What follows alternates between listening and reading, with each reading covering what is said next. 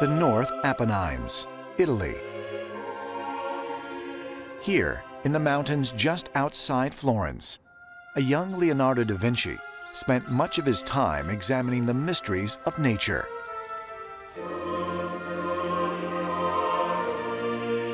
Because his parents were not married, he was excluded from the prestigious academies attended by many of his contemporaries. In Florence, the Platonic Academy is reformed and this Institute of Learning comes about. Now we know that Leonardo da Vinci is not allowed to enter this academy. This is a young man who's pretty much left on his own in some ways for up to 19 years, traveling around the countryside. He was looking at rocks, he was studying birds, he was looking at the flow of water, he was studying mountains. He was literally immersed in nature.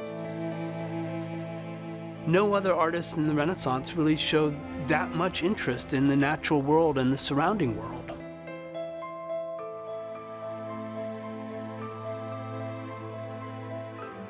He strives for knowledge, he strives for information. He is able to create a body of knowledge which is on par with the body of information which the Platonic Academy as a group of beings is able to put out. It was also in the North Apennine Mountains that Leonardo is believed to have discovered the cave that he wrote about in his journal. The story of the cave, it's very likely that it happened around 1480, since it appears that that's the moment at which this is written in the Codex. The fact that Leonardo chooses to record this encounter with the cave, I think indicates that it had a significant impact on the artist psychologically. But although the exact location of the cave and the date Leonardo discovered it remains unknown, there are many who believe that it may provide the key to understanding the source of the artist's incredible genius and the answer to the mystery of what happened to him during his missing 2 years. He goes inside the cave, then he disappears. And it suggests to me time travel portals. He's opening portals or stargates and beaming to either the past or the future and then returning to the present time. In history, you have certain people, like Leonardo da Vinci, whose genius is just so incredible, and the visions that they have. And in many ways, it's like they're able to see the future. And they're not going to just influence the world then, but what they're going to do is going to dramatically change the world forever. And you have to wonder where people get this kind of inspiration. And in the case of Leonardo, he was able to see things and invent them, in a sense, things that we weren't going to have for hundreds of years. Is it really possible that Leonardo da Vinci may have obtained his incredible creative and scientific knowledge as the direct result of an extraterrestrial encounter?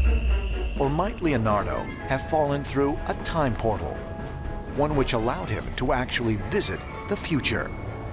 A future where robots, helicopters, military weapons, and other amazing machines actually existed, and which the artist would later try to duplicate.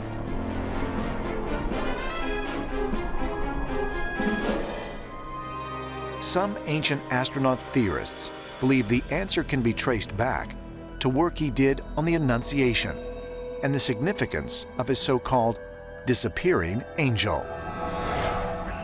Leonardo and Verrocchio's Annunciation portrays the moment at which the angel Gabriel has arrived and is telling the Virgin Mary that she's pregnant with the Son of God. What some scholars have speculated is that by painting the angel in the Annunciation so that it disappears under X-ray, he is telling us that, like Gabriel, he is the messenger. And then, with his next painting, we're told that this great gift to mankind has arrived. and Leonardo da Vinci's contributions to mankind are truly a gift to the world.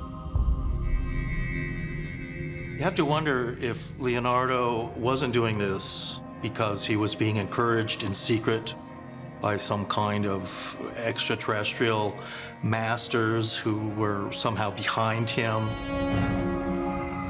Might Leonardo da Vinci, the man many have called the greatest genius who ever lived, have been chosen by extraterrestrial beings to accelerate the advancement of the human race?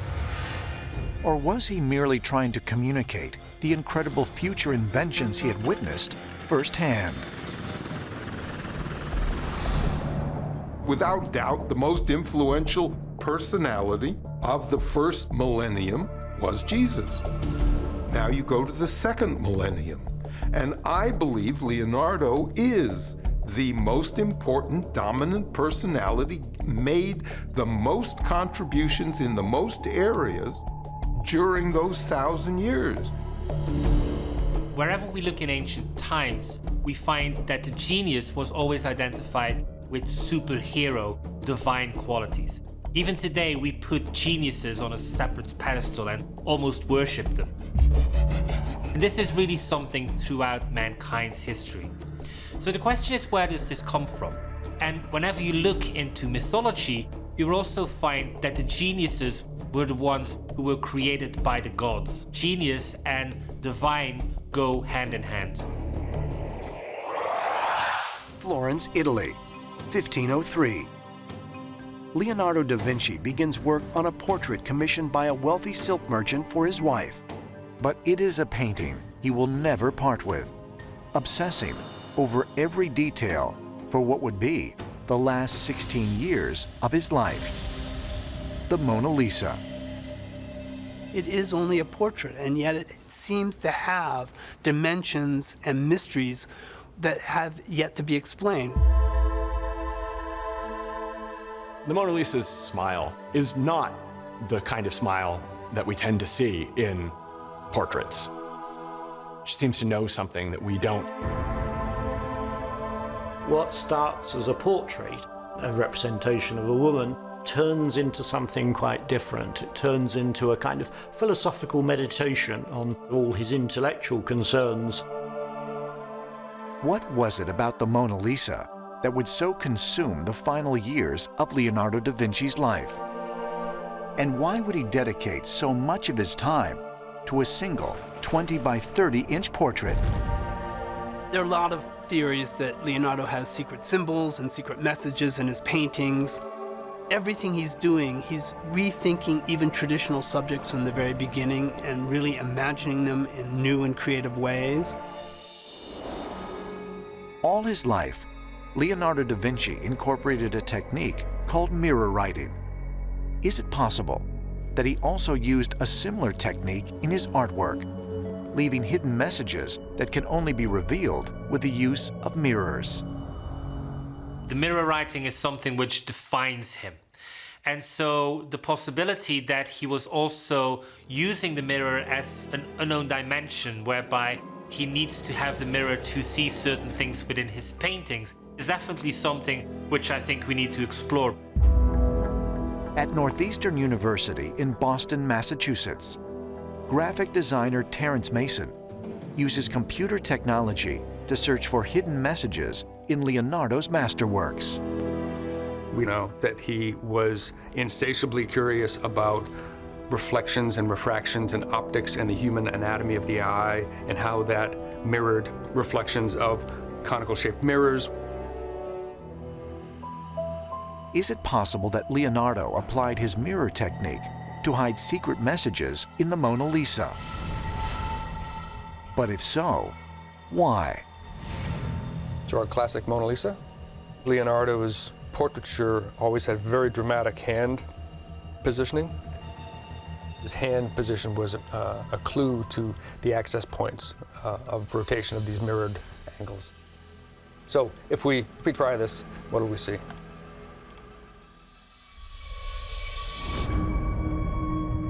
Is this helmet-shaped creature simply the product of a parlor trick?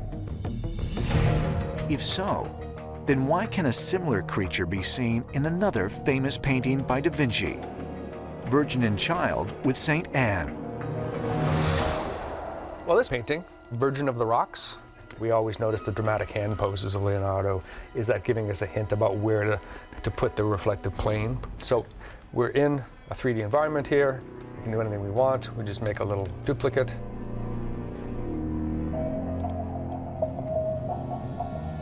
Come in a little closer. That's a little spooky. So interesting similarity to what we did with the Mona Lisa, right? We've got something close to modern understanding of alien heads. Could there really be hidden messages in Leonardo da Vinci's paintings? Messages that reveal the artist's connection to otherworldly beings. Amboise, France, 1513. At Château de Clos-Lucé, a 61-year-old Leonardo da Vinci begins work on what will be his final painting. 3 years later, he completes his portrait of an androgynous figure emerging from a shadowy background, St. John the Baptist. Picture this painting in a dimly lit chapel. Before lighting the candle, you don't see anything. Right. You light the candle, and the light of the flame illuminates the painting, and there emerges against a dark background St. John the Baptist. And the pointing upward to heaven, saying, I'm from the light, I'm witnessing to the light. He's pointing to another realm. Oh, yes. This is where the divine wisdom comes from. This is the source of everything. The first words of St. John are, I saw the light, I will come to this earth. Wow.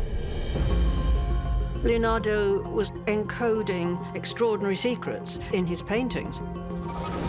He wanted to imbue his work for the future generations with his own private message. His paintings are like portals to another world where the real Leonardo inhabits. But whether we're big enough to accept what he has to say is quite another matter. I think he had some very subtle messages he wanted to convey to not the people of that time, but to the people of our time. And we have to look for it. Is he talking about extraterrestrials? Is he talking about the future? Investigators have recently found some pretty astonishing things about Leonardo da Vinci's painting, John the Baptist. And they mirror the image to create a double image. And then through an enhancement process, they're able to bring out what seems to be the face of an extraterrestrial. It's a pretty unusual thing, and we know that Da Vinci did use this mirroring technique. And so this isn't something that is so far-fetched that he would do.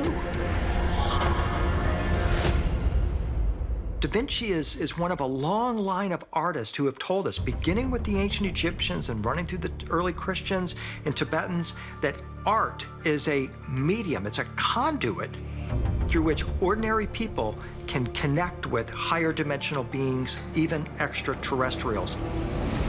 And I think this is the ultimate message that Leonardo placed in the codes and the symbols within his paintings.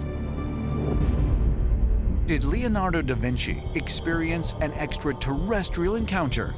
One that opened his mind to what was once considered forbidden knowledge.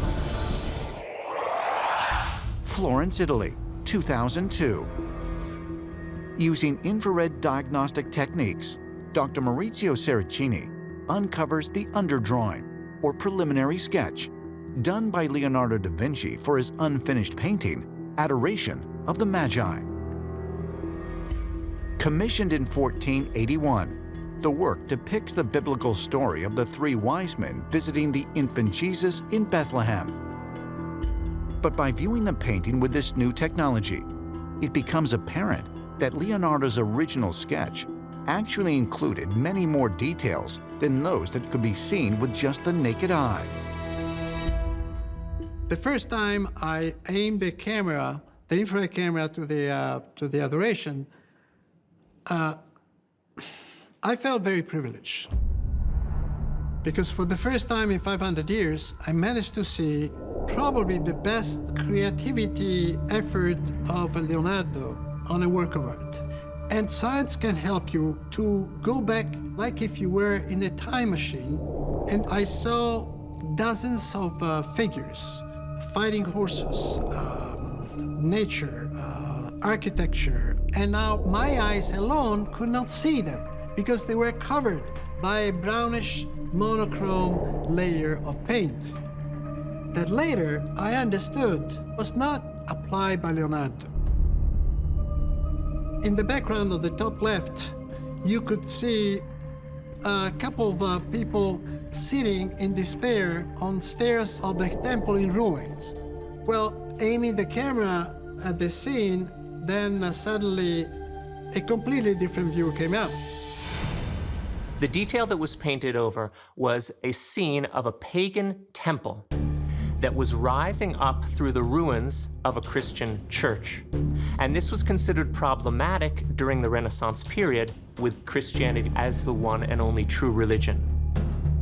Upon close examination of Da Vinci's original sketch, instead of a temple in ruins, the artist seemed to be depicting a scenario in which an Egyptian temple is being rebuilt. Most notable is the fact that one of the temple columns is capped by a lotus flower, which in ancient Egypt represented the so-called flower of life. The flower of life is the information behind how the universe was created. Everything in the universe is geometric. Sacred geometry implies that there is intelligence behind it. It's believed by mystics to be a symbol of advanced superconsciousness, a way of plugging into the knowledge possessed by extraterrestrial beings. Da Vinci, we can fairly say, was practically obsessed with it. And one wonders if Da Vinci actually tapped into the ultimate cosmic secrets represented by the flower of life.